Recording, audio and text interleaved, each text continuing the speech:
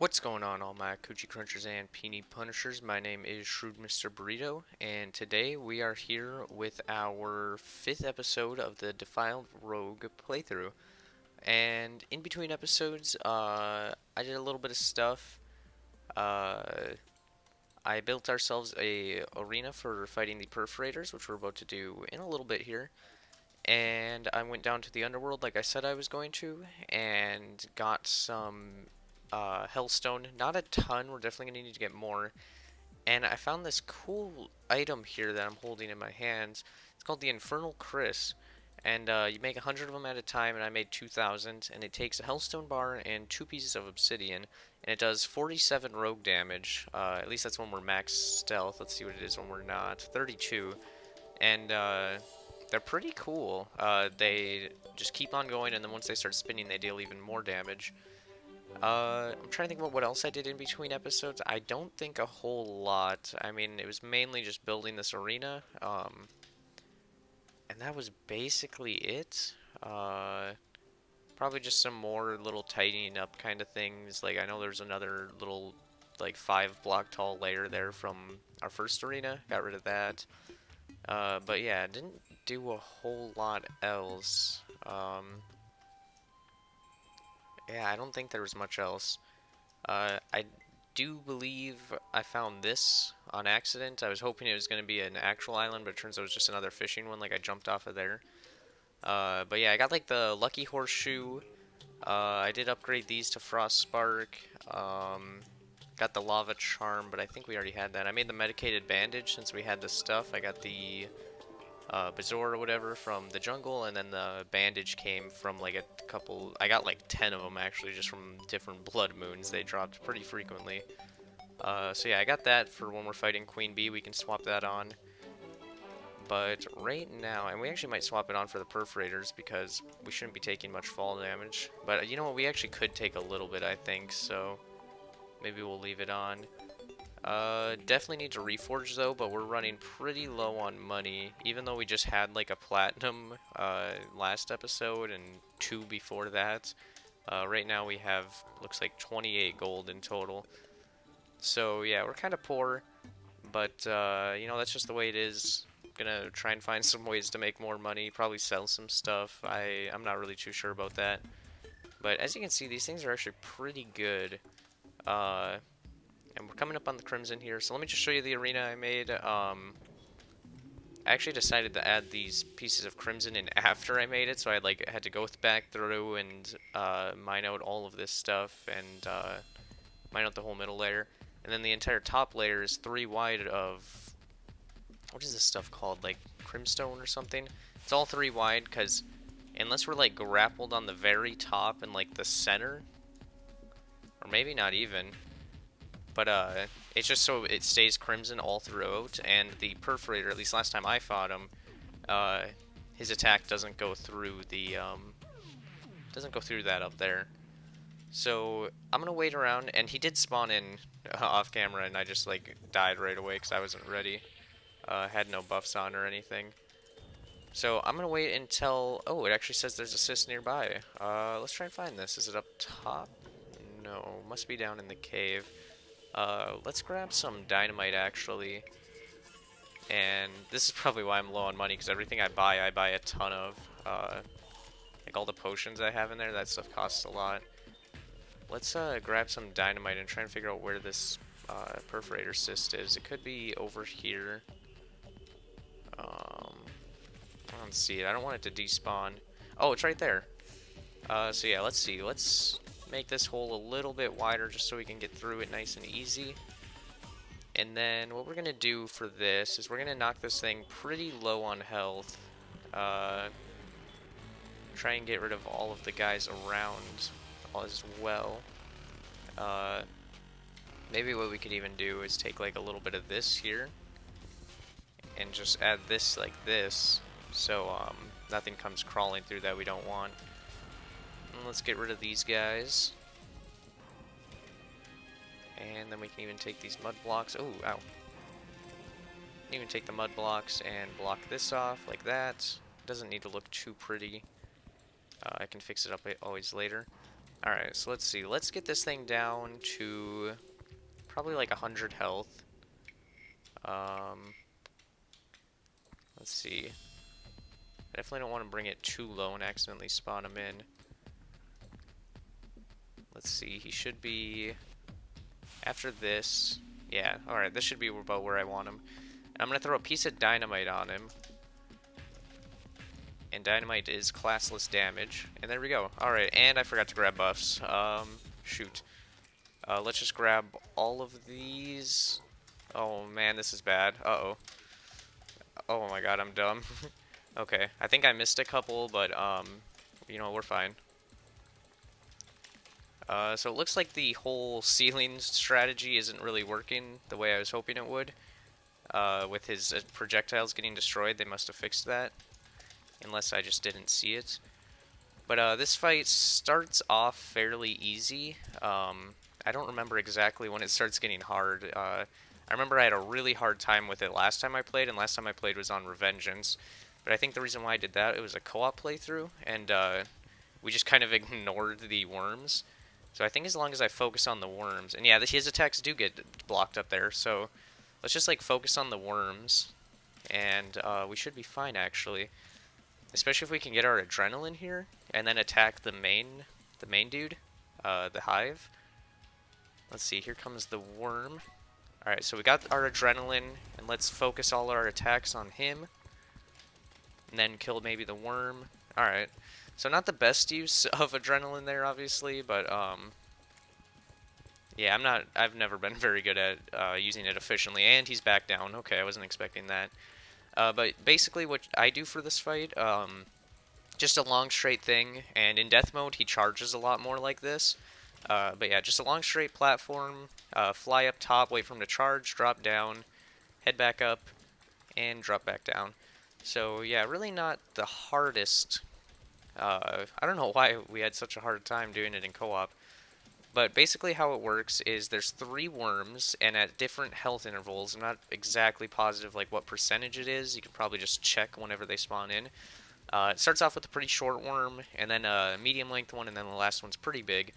And the worms are actually a lot smaller in death mode.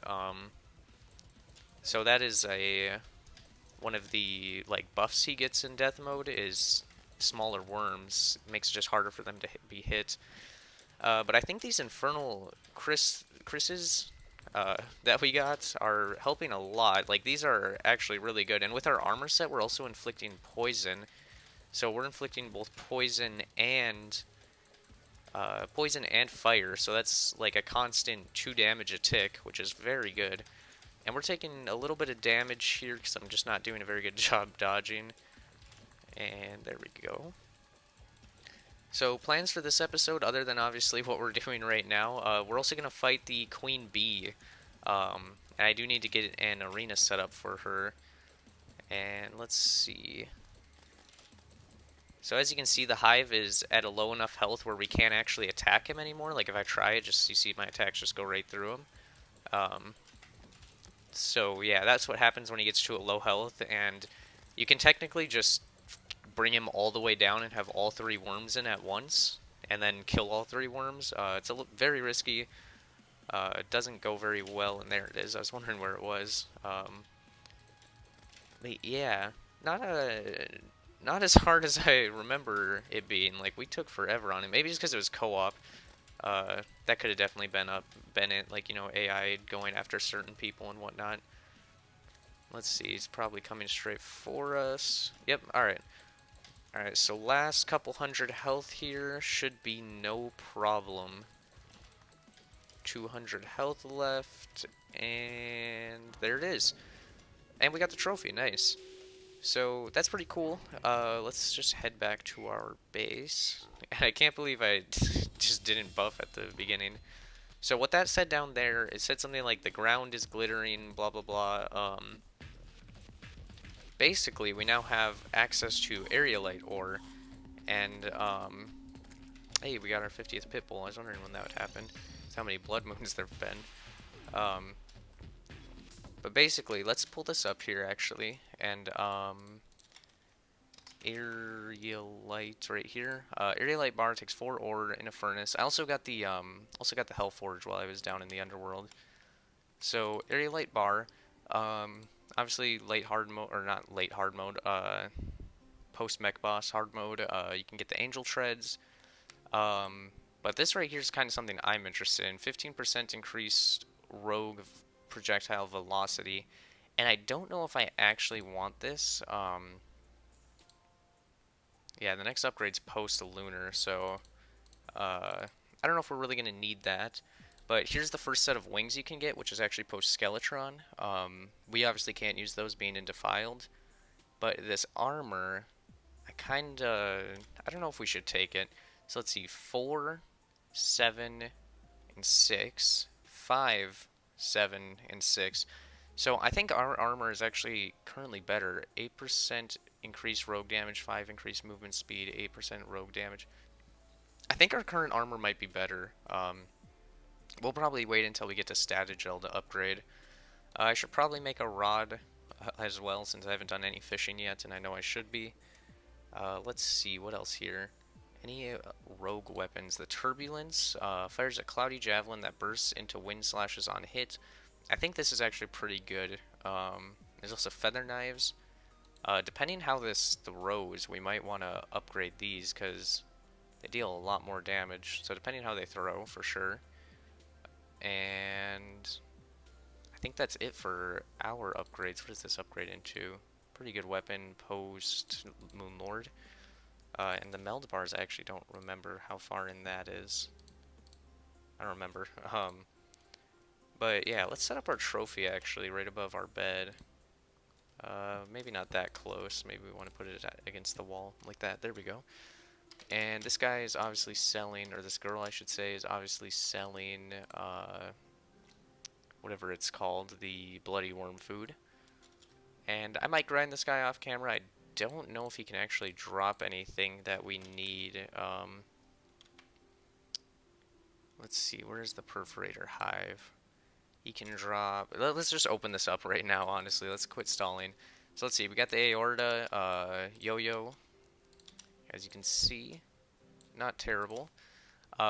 Sprays homing blood on hit. Could be cool for true melee players.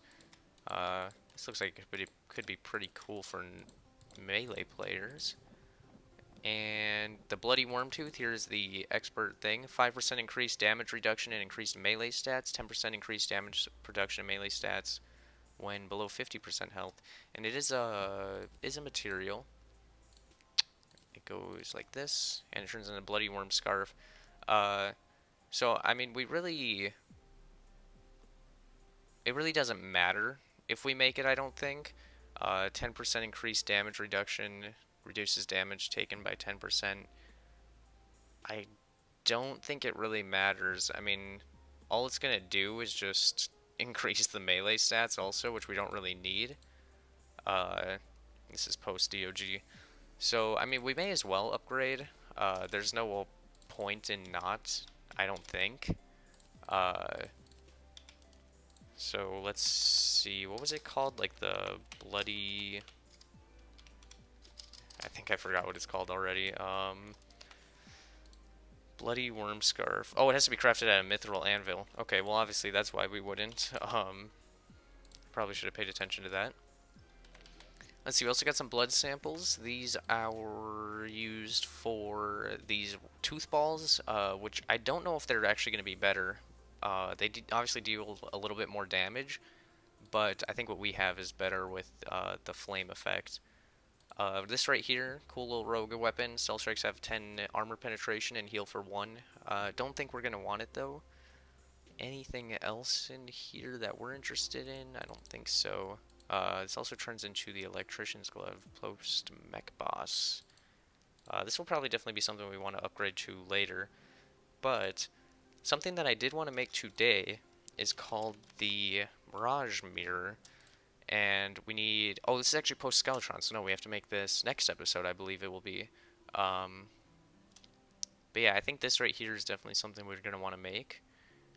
So yeah, that will be something to look forward to.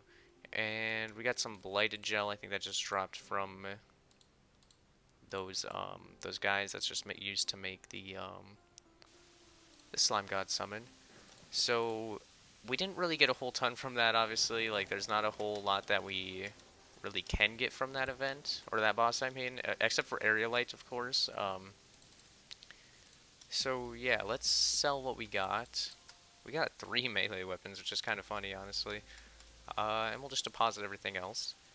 And we should definitely quick stack our money. But next thing we're gonna do, I think I might... did we find that we needed area light for anything? I don't think so, right? I mean, maybe the rod and that was it. Possibly these knives.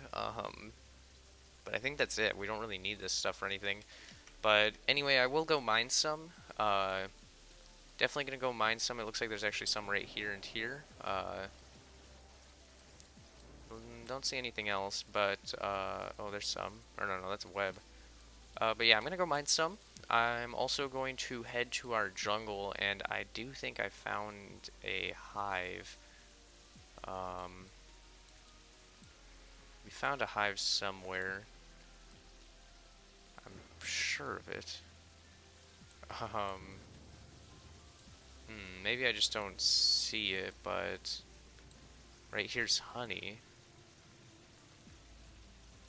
I thought it, yeah, right here. So we did find a hive. So I'm probably gonna go like blow up this area here, make a little arena. We could also obviously fight it in space if we really wanted to. It'd probably be enraged, because if you look, there's actually like a larva here, and I think this is one as well. So yeah, pretty easy stuff. But I think I'm gonna head to the jungle, mine some area lights, and set up an arena, and I will see you guys when we are back. So be right back. Alright guys, I'm back from break, and as you can see, I've done a little bit more base work. I did some fishing off camera, and I didn't actually build the jungle arena like I was thinking I was gonna, because I realized we're in Terraria 1.3, which means we should just be able to blow up a larva and teleport down to our own arena. So I think that's the strategy we're going to be using. So I want to show you guys these feather knives. I was talking about these with the area light, and they're actually pretty good. And those things are homing as well, and they explode. So I think we're actually going to make some more of these. They're kind of expensive. It's 1 bar for 30. So I'm just going to make a couple hundred of them. Accidentally made 1,000, but that's fine. We'll probably favor these over the Infernal Chris, honestly. So I got a TNT here for the larva. I've got the warmth potion and this thing on, so we can actually go up in the we can actually go up into space. And here's all the buffs I got. Just basic stuff, and then I added in Hunter and Calming Potion. I don't think the Calming Potion's really gonna do good for the boss fight, but just in case anything spawns in. So let's bust into here and find out where this larva is, and we're getting killed by those guys. And I think we're actually going to keep the Bezoar on this round, or the medicated bandage, I suppose. I don't really know what to get rid of. Maybe the bundle of balloons, honestly, because we still get an extra jump with our armor set. So what we want to do is we basically just throw this here, teleport back home, pop our buffs, and there he is, or she, I suppose. So I believe she's probably enraged here if I had to guess. Not positive on that though. So let's just keep this up here, and it's definitely a little bit of a disadvantage not having the our extra jumps, but wow, that does a lot of damage. Ow. Okay, yeah, that does a lot of damage. Definitely a disadvantage not having as many jumps as we normally would. So yeah, don't have as much mobility, which is always helpful to have. But this fight, wow, she does a lot of damage. Even her stingers were dealing a ton. Glad we have the Bezoar on though, because that, I don't know if I'm actually pronouncing that right. I mean, it's probably right, but I'm not positive. So as long as we don't get hit here or from her stingers before we can heal. 3 seconds. Ooh, okay. So we did have kind of a bad start there. Um, that's true. We did have a bad start. Let's grab up all of our buffs again. Probably not going to bring in all those other ones. We don't really need the Shine and Night Owl, actually. So let's make sure we grab all of these. And then, let's see here. Let's also get the Warmth Potion. And I did forget to swap this off, so that's a big amount of damage that we were taking. But I believe there is another one of these not too far from here. Yeah, this one right over here. So let's head over there, and let's grab our TNT, or Dynamite, so we can actually do a little bit better this time. So let's see, we just have to remember to swap this out, and we're gonna need this on for now. And the medicated bandage for sure, because we really need that that poison immunity, I think. And I forgot to do this. There we go, and I didn't even make the jump. Gotta head back home. Where's our nurse at, actually? I should probably be full health for this. There we go. So I'm gonna go quick head up to that larva up in the sky, and I will see you guys when we are back and fighting the queen bee. Alright, you guys, I'm here at the larva, full health as you can see. I am going to throw this, teleport back, and pop our buffs, run out, swap these two, and there we go. That was much better this time. We did still get hit there at the start twice, it would seem, but you know, I guess that's fine. And I keep getting stuck on that block. We should get away from that, where our healing, little healing thing is. So it would seem like running in a straight line is probably the strat for this. Oh wow, she did a third dodge. I wasn't expecting that. Seems like running in a straight line is kind of just the strategy for this, and then occasionally turning around. And man, I'm so slow for some reason. Yeah, I like turning around when she does. And then let's jump over her, and I shouldn't have kept flying up there, but I did. We're kind of in a bad spot. Glad we got under that without getting hit. Alright. And honestly, this fight shouldn't be so hard, but I, like, never fight Queen Bee. She's honestly, like, only helpful if you're Summoner. I mean, you never really need to fight her. Like, obviously, some of the stuff like bee nades, really all the bee weapons are actually very good. But none of them are really required, especially in Calamity, so I definitely think she is not the most needed boss. Definitely one of the most optional bosses, that is what I'm trying to say. So that time we had a much easier time because I actually kind of prepared.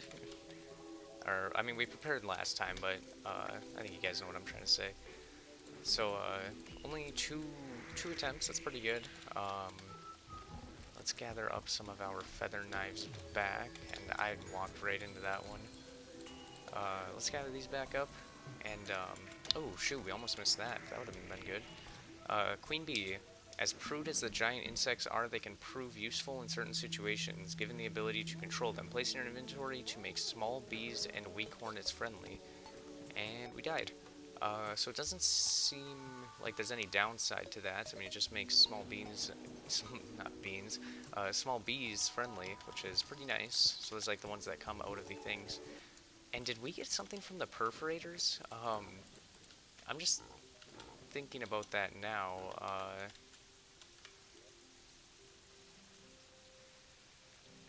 Do they have anything? And why don't we have it?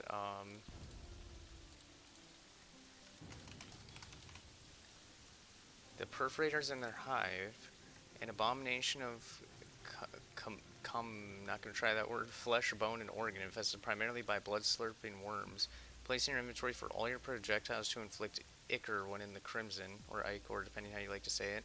However, enemy spawn rates will be greatly increased while in the Crimson due to your body excreting a sweet-smelling pus.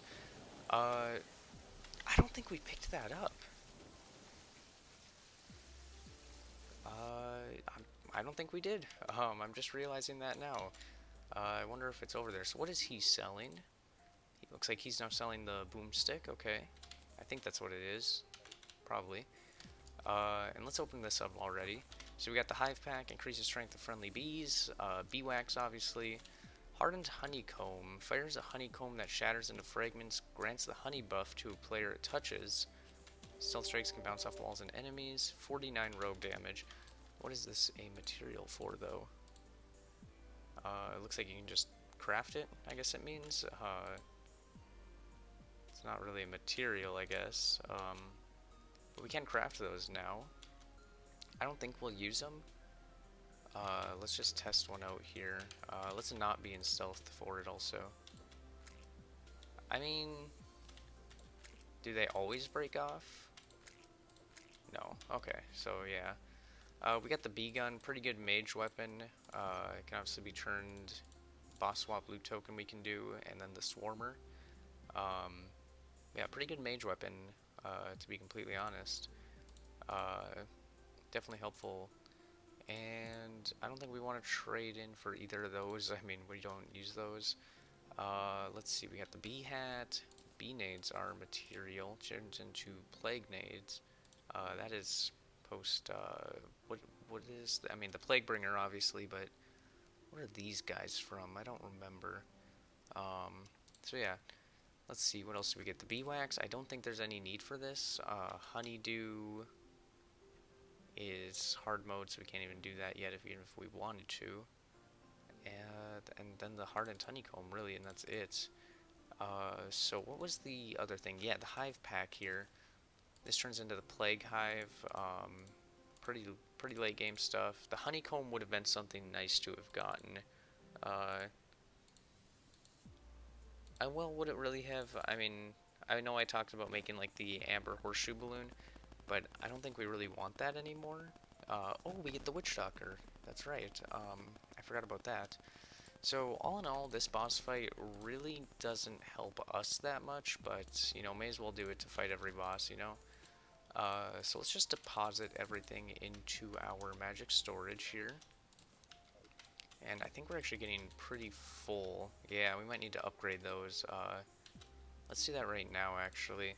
I think it's just called, yep, the Hellstone storage upgrade. We can only craft one of them, but may as well do it. So that has 40 extra items. And let's see what the witch doctor is selling. First, let's grab all our feather knives here. And here we go. So let's see, the imbuing station we are going to buy because we can make a flame flask, I believe it is, or something like that. Let's see, she sells the abomination, sunken water fountain, pure water, desert water, all the fountains, you know. I think I'm gonna get this one because this must be like sunken sea, I think, right? And I know there's only a little bit of water in there. I actually do want to add more when I get the chance. I don't know. I don't think this makes very much of a difference. Maybe if we like put it somewhere over here, like where there actually is water. Let's take a little look at that water there, and yeah, changes a little bit. So I'm gonna find a spot to put this. I guess for now we can really just put it like right here. Then to put it over one more, right there. And now this, she's obviously selling something new, the Dryad. I think it's probably just going to be the abomination, yeah. That would seem to be it. We should actually buy some pumpkin seeds and plant them for later on. I don't know if we can make any rogue-related things with pumpkins, but we're going to need them for, like, starting up the pumpkin, or not the pumpkin moon. Is it the pumpkin moon? Whatever the Halloween-y looking thing is, It might be the pumpkin moon, actually. Like, there's the frost moon and the other one.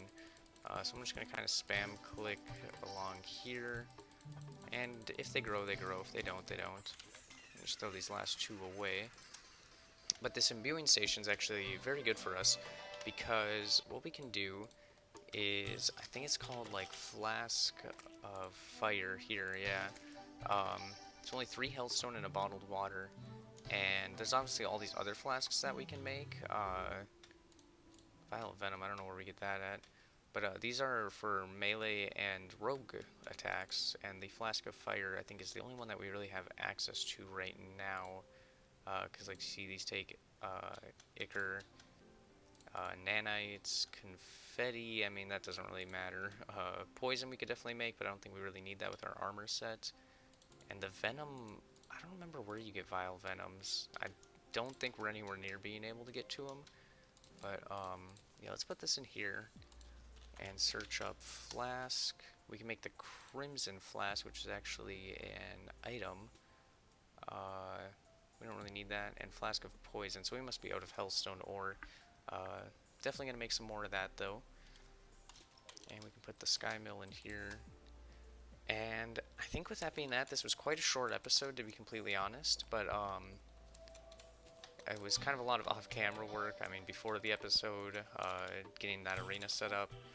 But yeah, so we fought the Perforators and the Queen Bee, and I think next episode will be a little bit longer, because we're going to do Skeletron, the Dungeon, and Slime God. And honestly, the Dungeon might be pretty short, so maybe we'll also do Old One's Army and Dark Mage next episode as well. That could be pretty fun. But I mean, Dark Mage is Old One's Army. I don't know what I'm saying. But yeah, I think that'll be it. Off camera, in between episodes, I'm probably just gonna do what I always do off camera. Some mining, maybe. Set up the arenas, obviously. I mean, this right here is gonna be our Slime God arena. We definitely make it longer. We might want to do that, make it longer this way. But that's going to be a little bit time consuming.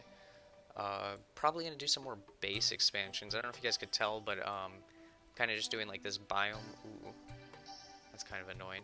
Kind of doing like a biome blend thing. Like right here we got a snow house, and it's snowy place, desert, sunken sea.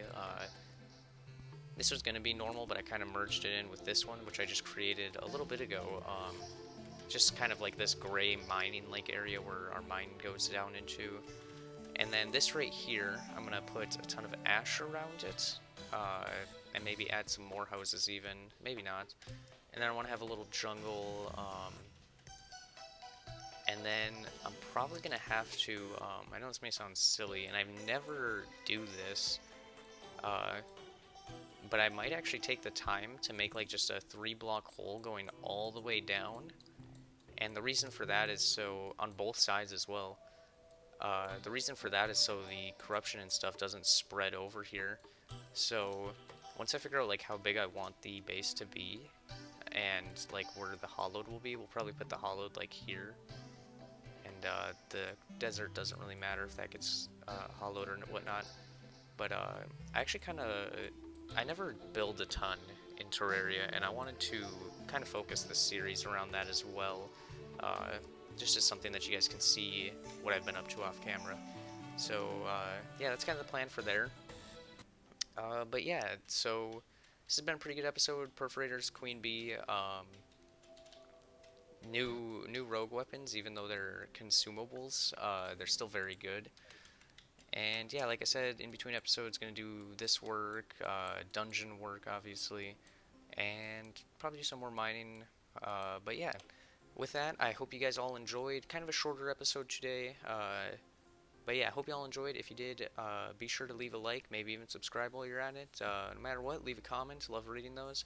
And with that being that, bye-bye. Hope you guys have a good one.